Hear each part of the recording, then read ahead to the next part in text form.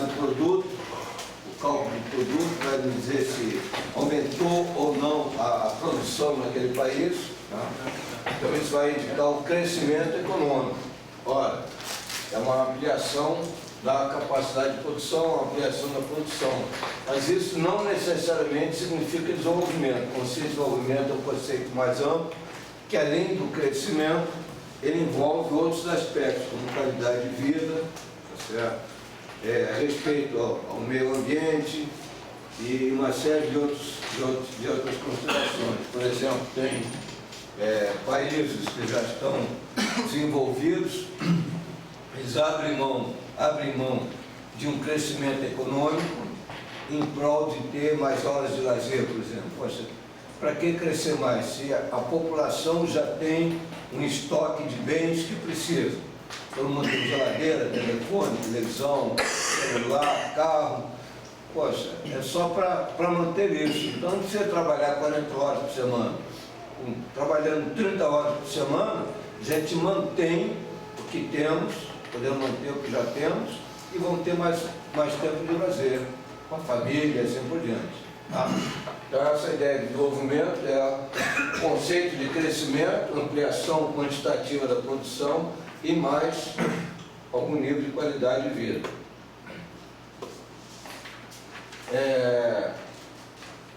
Também outro conceito importante que é o produto per capita. Quando formos comparar somente país ou estados dentro do mesmo país, se nós formos considerar apenas a produção, é um instrumento de comparação, mas ele precisa ser aprimorado. Um dos aprimoramentos é essa produção em relação à quantidade de pessoas. Tá? Então aqui está o exemplo aí, em termos de produto, o Brasil é muito superior à Suíça, mas esse produto per capita, poxa, nós estamos muito atrás dele. Aquela quantidade de produção dividida pela quantidade de pessoas, para eles é muito mais favorável. Ok? E além disso, sempre que nós considerarmos produto, mesmo produto per capita, nós estamos levando em conta um número que não necessariamente significa aquele mesmo valor para todo mundo. Então, quando digo que a renda per capita do brasileiro é $4.300, não quer dizer que todos os brasileiros ganham $4.300. Tem gente que ganha $100 mil e tem gente que ganha $1. Tem gente que não ganha nada. Então temos que levar em conta a distribuição dessa renda, como é que está. Ok? Além disso, temos outros indicadores sociais que vão nos mostrar, em termos de nível de escolaridade, questões de saúde, tá certo? Esses outros instrumentos, esses outros indicadores vão nos apontar se o país está num nível apropriado de desenvolvimento ou não. Ok? Poluição, levar em conta e assim por diante. Então, nós temos aí alguns índices de desenvolvimento humano, que é um grande índice um grande indicador social que leva em conta a renda, saúde, educação. Temos o índice de Gini, que ele aponta a distribuição de renda naquele país, como é que está, aquele sistema econômico. Então, esses indicadores que, associados ao produto, vão nos indicar se um país está com melhor qualidade de vida ou não do que outro. Okay? Temos algumas considerações sobre a distribuição de renda no Brasil, seja em termos de segmentos da população, seja em termos de regiões. Okay? Os fatores que nos levaram a ter uma má distribuição de renda: escravismo, concentração da indústria, a estrutura fundiária com grandes propriedades, okay? Tecnologia intensiva em capital e não em mão de obra, que é o que devemos ter de preferência. Okay? Então, isso aí também são trechos do livro aí, que é só uma leitura tranquila. Questão da pobreza, tem uma noção do que é uma linha de pobreza. Concordo com essa afirmação que pode haver concentração de renda sem pobreza.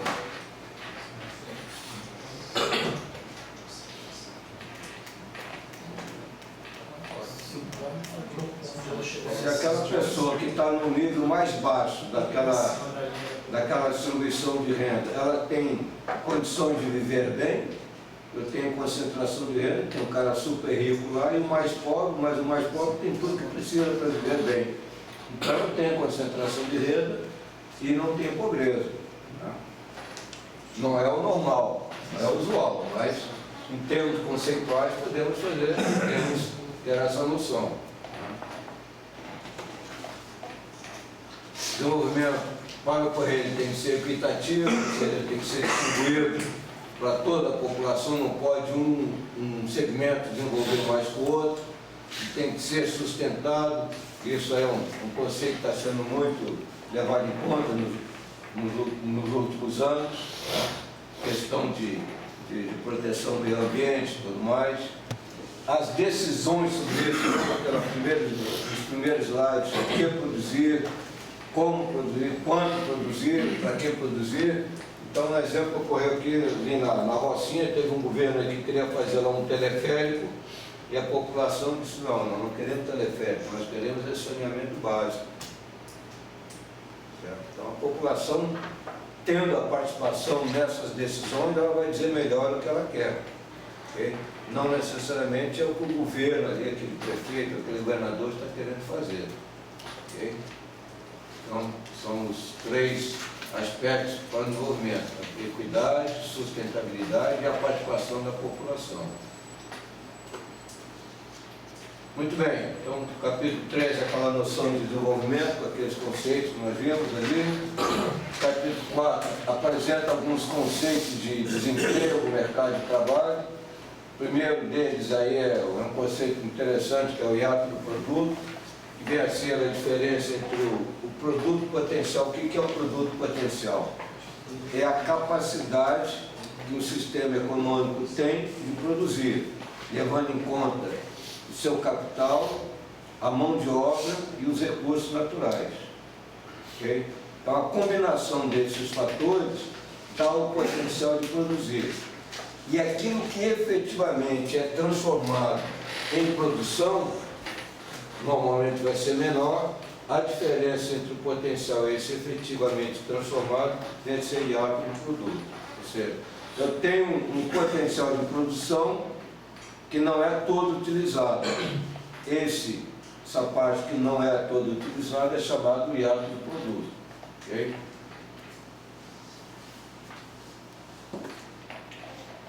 Temos aí, com relação ao desemprego, temos o conceito de população em idade ativa, população economicamente ativa, isso aparece lá naquele primeiro capítulo também. A população efetivamente ocupada, que é a população economicamente ativa, menos o desempregado. E o que é empregado? É aquela pessoa que não tem trabalho e está procurando trabalho dentro de uma determinada faixa etária. Então, o conceito de desemprego, de desempregado, varia de país para país. Tem que levar em conta algumas considerações de idade e assim por diante. Bem? Então, os que estão procurando emprego e os empregados fazem parte da população economicamente ativa.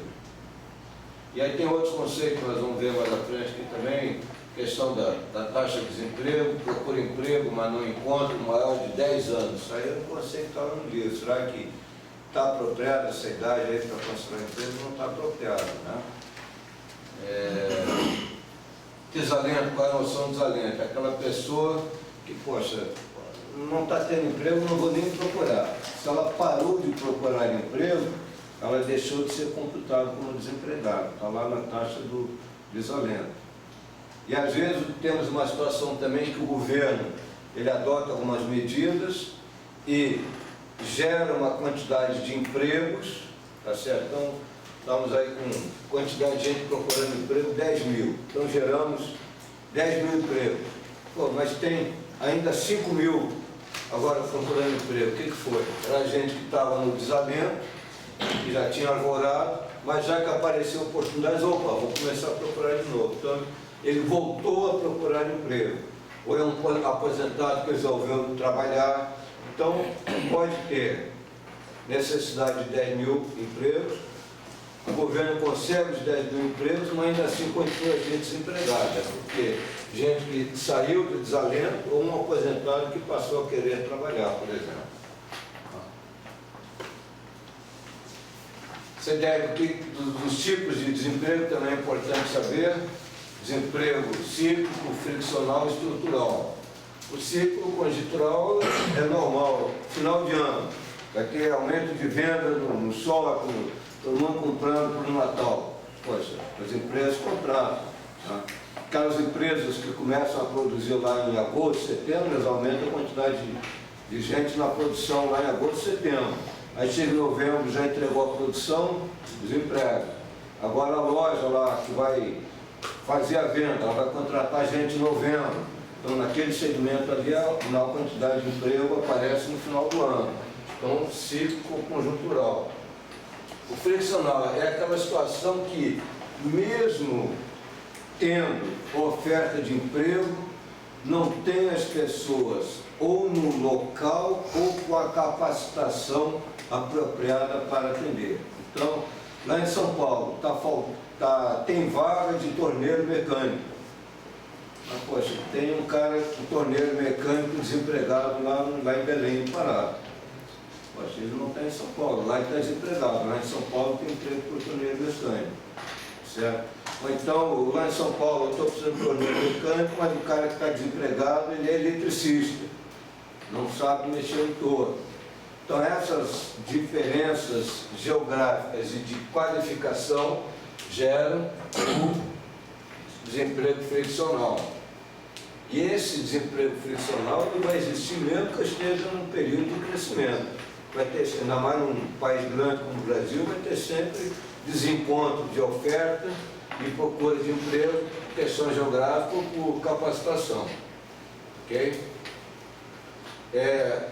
O desemprego estrutural são mudanças que acabam com determinado tipo de emprego. Se tiver uma lei que permita que o condutor de um veículo faça o abastecimento do seu próprio carro, a quantidade de frentistas de postos de gasolina que vai perder emprego. Tá? Um exemplo. No tempo que eu era criança, você não deve ter conhecido. Alguém chegou a ver o que é uma galocha? Galocha era um sapato de borracha que a gente calçava por cima do sapato para ir para a escola no dia de chuva. Não se usa mais isso. Então, o cara que fabricava galocha, ele não tem mais emprego, não. Tá? São coisas que desaparecem. Vamos lá. Precarização do emprego, um emprego sem carteira assinada, é um conceito que tem que ter também. Ou está por conta própria, ou camelô, é o cara que está se safando ali. Ele está trabalhando, ele tem o sustento dele, tá certo? Mas ele não tem uma carteira assinada, então ele não é computado no sistema de trabalho.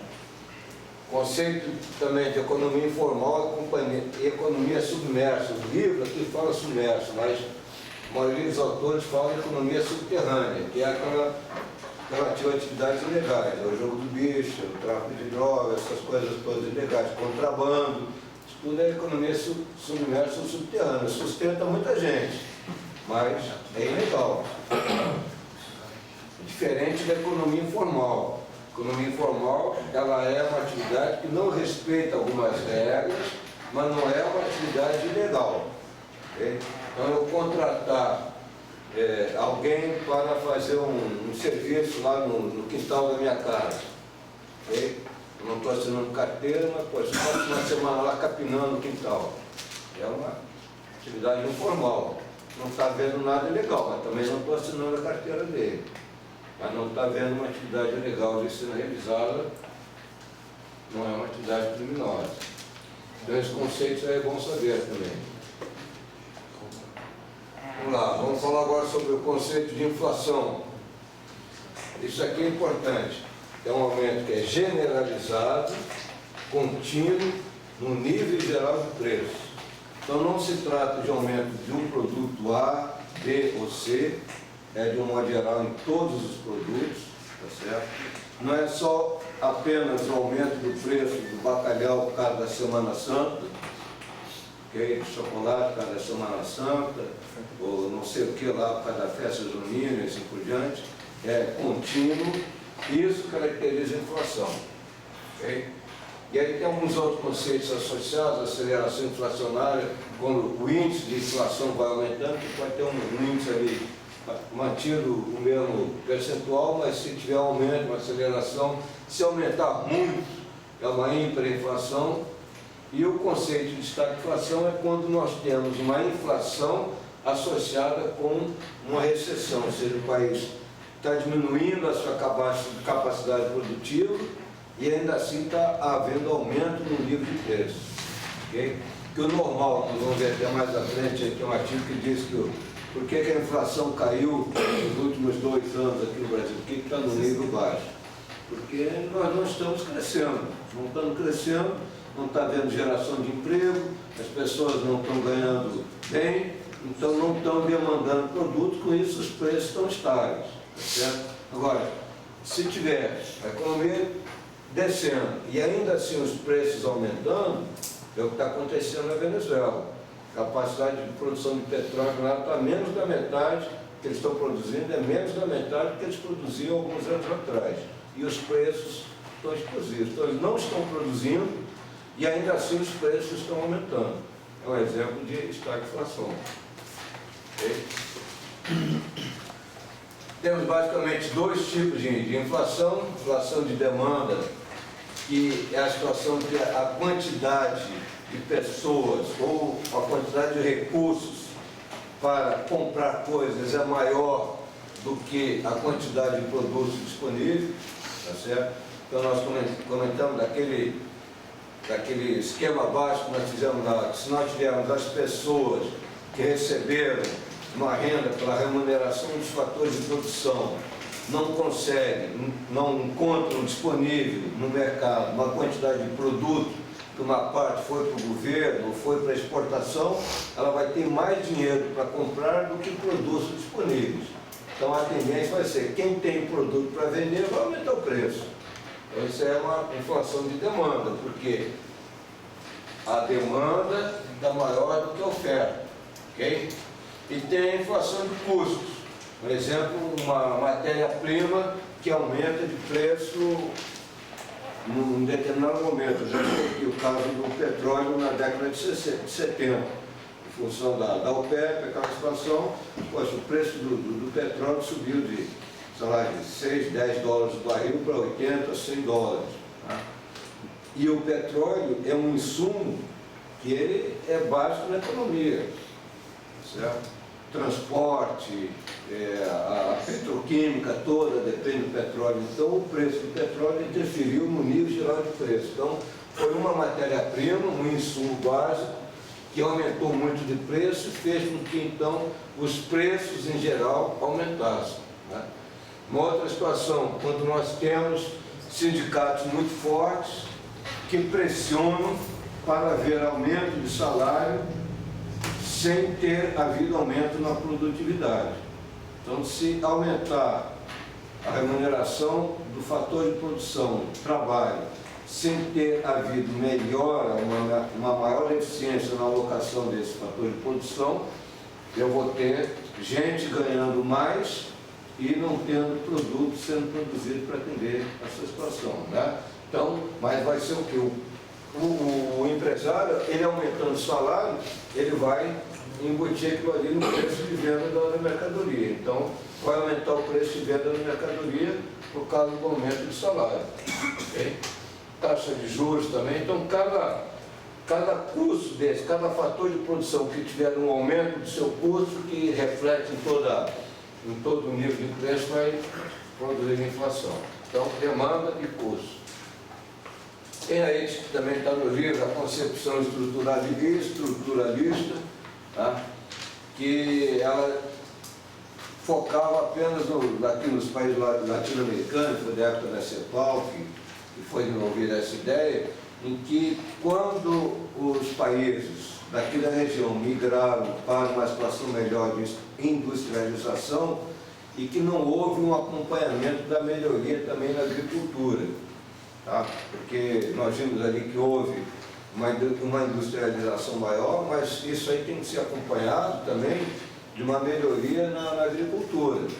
Se nós temos mais gente vindo do campo para a cidade e não melhorar a produção agrícola aqui próximo da cidade, para abastecer a cidade, vai gerar um problema estrutural, vão ter pontos de estrangulamento e assim por diante. Ou seja, a quantidade de gente na cidade aumentou e não aumentou a quantidade de produtos agrícolas oferecidos aqui. Não tivemos aí os cinturões verdes no entorno para abastecer a cidade. Então isso gerou uma inflação de preço, basicamente de alimentos, e aí foi repassando para outros produtos. Ok? Inflação inercial, isso aí é basicamente quando nós temos mecanismos de indexação, que pode ser tanto mecanismos formais, como eu falei, da correção monetária, como também os mecanismos informais. O mecanismo informal é aquele que um produtor ele aumenta o preço de venda do produto dele só porque os outros aumentaram. Mesmo que o custo de produção dele não tenha aumentado, mas se outros produtos aumentaram o preço de venda, ele aumenta o dele também. Aí os outros vão fazendo isso, ou seja, fica ali um aumento por causa dos outros, é uma inflação inercial, não é uma demanda, não é um custo de um insumo básico que aumentou, é apenas vai ser uma repercussão ali de aumento de um aumentando porque o outro aumentou. Ok? Muito bem. As consequências da inflação também, isso é só nós verificarmos. Vamos ter distorção na alocação de recursos, vamos ter influência no balanço de pagamentos, a distribuição de renda vai ficar mais difícil, tá certo? Isso aí, poxa, se eu me lembro quando nós estávamos nesse período de década de 70, 80, tinha inflação muito alta, tá?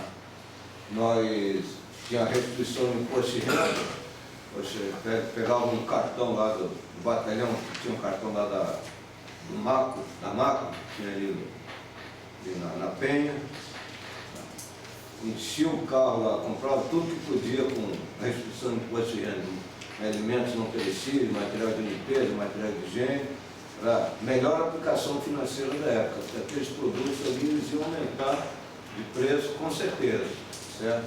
Então, era uma maneira de combater isso aí, mas isso então gera a alocação de recursos, fica porque poxa, a empresa produz, as pessoas vão comprar pasta de dente ao longo do ano, aí chega um cara e compra a etapa de pasta de dente de um ano inteiro num dia só, poxa, desequilibra a produção ali, né? Então é difícil você planejar quantidade de coisas para vender numa situação como essa. Okay? Custos de transação com as empresas precisavam ter dentro da sua equipe de funcionários gente para ficar acompanhando essas variações de preço, para calcular, pode ter que aumentar o preço disso, tem que aumentar o preço daquilo, ou seja, o próprio custo da produção aumentou só por causa da inflação.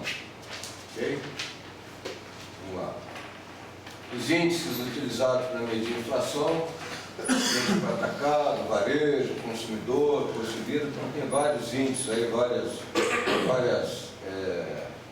bolsas que são utilizados para fazer o cálculo aí da medida de inflação. Você também faz a leitura tranquila, sem problema. Isso aí que eu comentei ainda há pouco, aí também tem 2 artigos que falam sobre isso. Em junho de 2017, o João Borges comentando que teve uma diminuição da inflação. Tá? Então, 3 coisas importantes, 4 coisas importantes que aconteceram. Primeiro, deve estar lembrado, em 2017 foi que quando teve a mudança de governo, aí, né? Pelo impeachment e tudo, entrou um outro governo com disposição de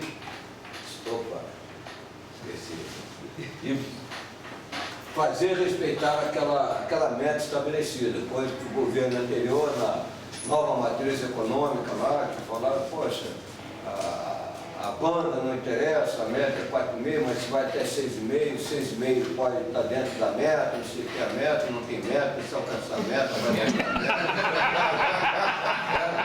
Sabe mesmo do que eu estou falando? Muito bem. Então entrou o governo, não, vamos cumprir a meta, ok? E estabeleceu uma política econômica visando a estabilidade fiscal, ou seja, a arrecadação servir como limite para a despesa do governo. E além disso, teve recessão e desemprego. Foi um período realmente que o crescimento não estava vendo, era um crescimento negativo. Okay?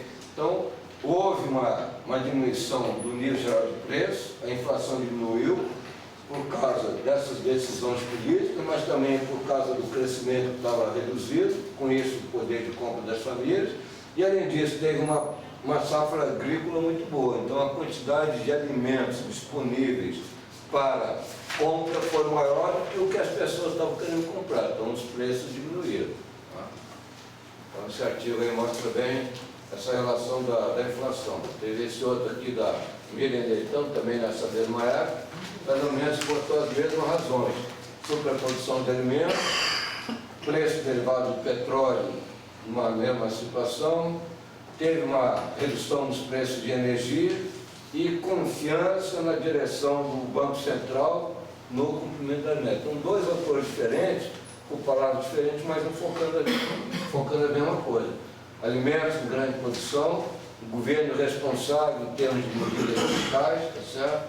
E alguns insumos como energia, petróleo, com preços apropriados. Muito bem. Vamos agora voltar a falar naquela questão do equilíbrio que nós tínhamos dito. Temos aqui as três grandezas, a renda, resultante da remuneração dos fatores, o dispêndio, que é seu gasto com consumo, e a produção. Isso aqui tem que estar em equilíbrio, mesmo com a atuação do governo, atuação do exterior, não temos muito controle disso aí, mas temos que buscar o equilíbrio disso aí.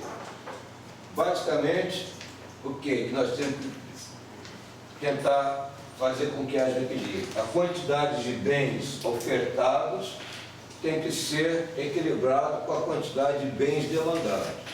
Se eu tiver esse equilíbrio, quantidade de oferta de bens e serviços e a demanda por bens e serviços for aproximado, eu tenho o sistema todo em equilíbrio. Okay?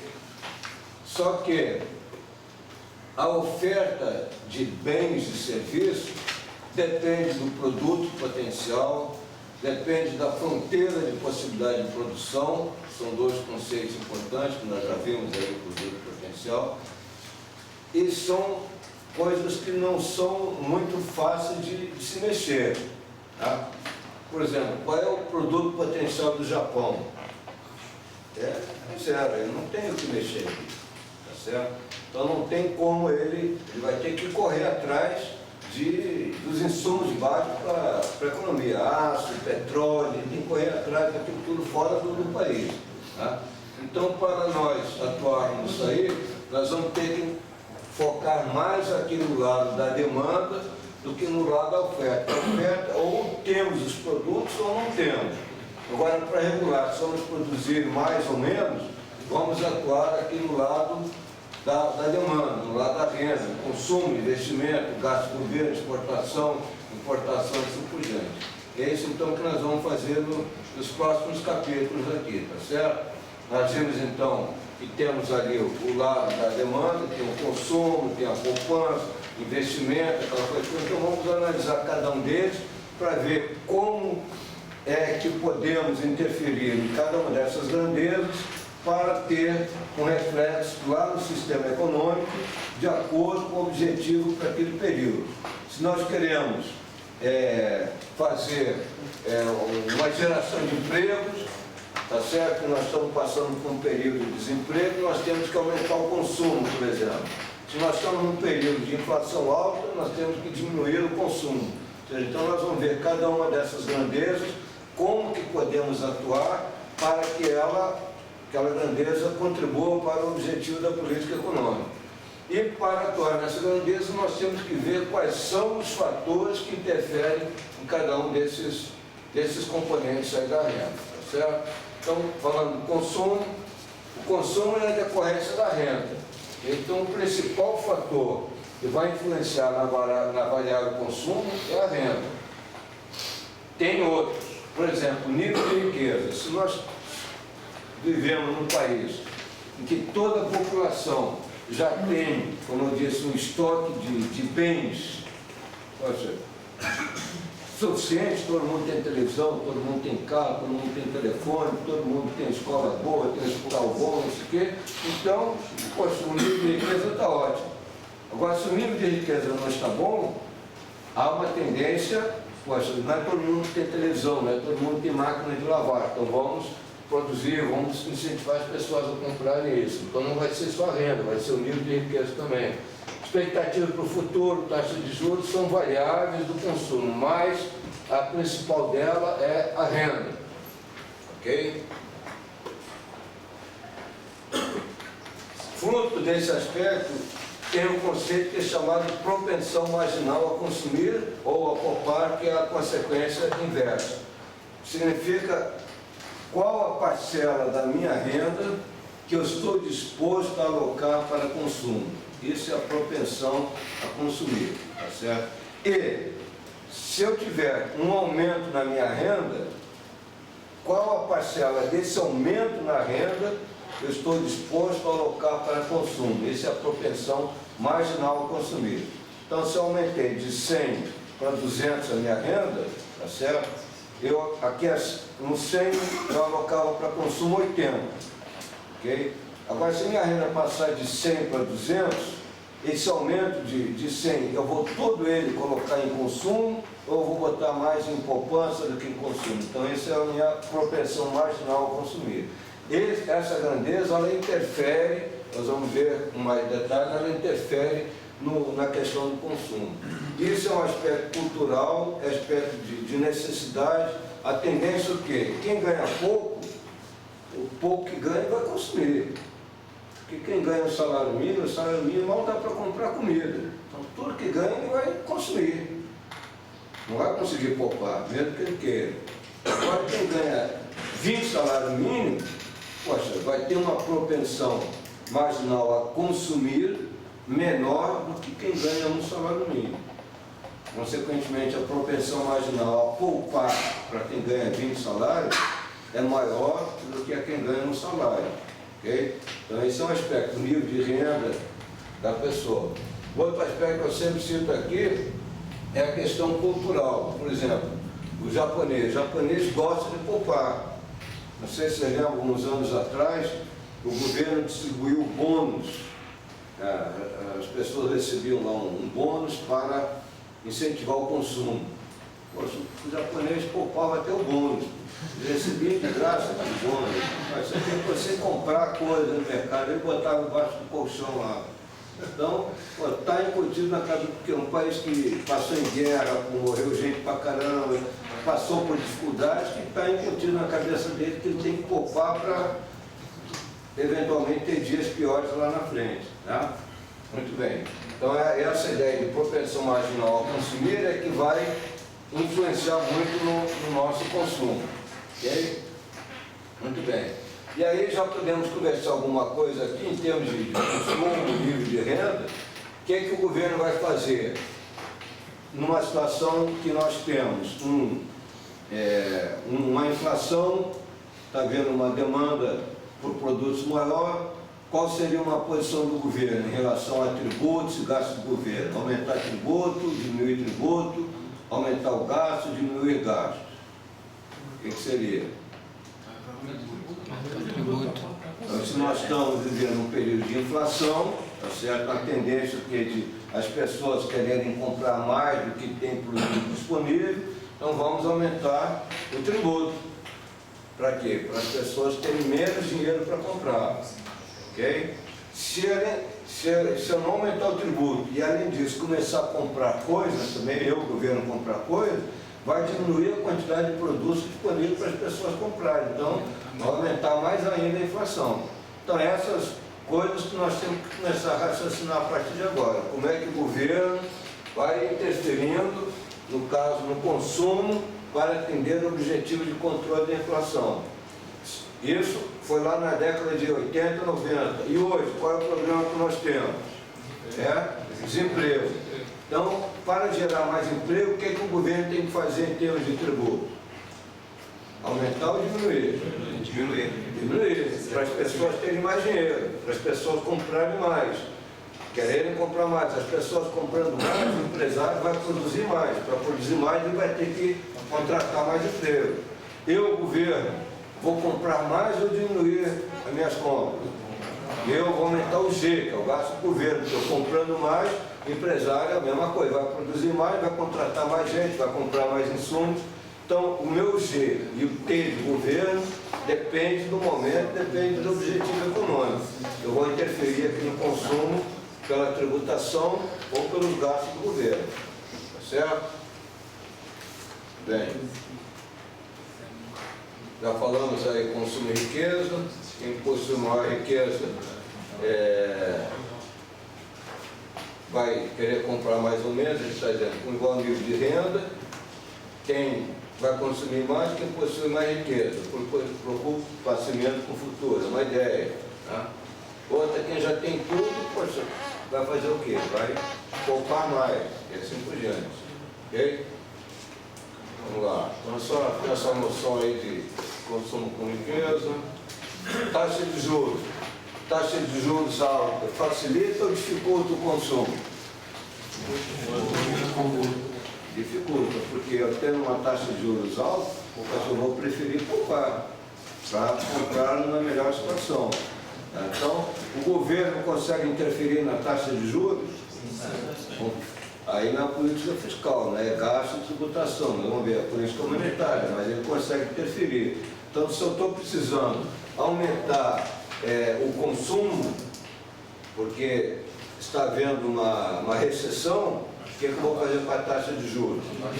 Diminuir a taxa de juros, seja porque as pessoas vão poder comprar pagando em melhores condições, seja porque nós vamos ver depois o empresário, tendo a taxa de juros mais baixa, ele vai ter um incentivo maior para produzir. Porque não adianta eu ter as pessoas querendo comprar e o empresário não querendo produzir. Vai agravar a situação, tá certo? Então, consumo e taxa de juros. Taxa de juros maior vai reduzir o consumo, que vai estimular a poupança. Muito bem. Muito bem. Ok. Poupança pública. Aí tem essa situação, que o governo também tem que levar em conta. Está chamando a atenção para isso. O governo que já está endividado, se ele quer diminuir o consumo, ele vai induzir um aumento da taxa de juros. Só que ele, como é um grande devedor, aumentando a taxa de juros, ele se prejudica também. Ele vai ter que pagar mais por causa daquela dívida que ele tem. Então ele também não pode aumentar muito a taxa de juros, lá, senão ele fica numa situação mais complicada. Então ele tem que ficar negociando isso aí. A economia não é simples, são vários vasos comunicantes aí que vão interferindo. Mas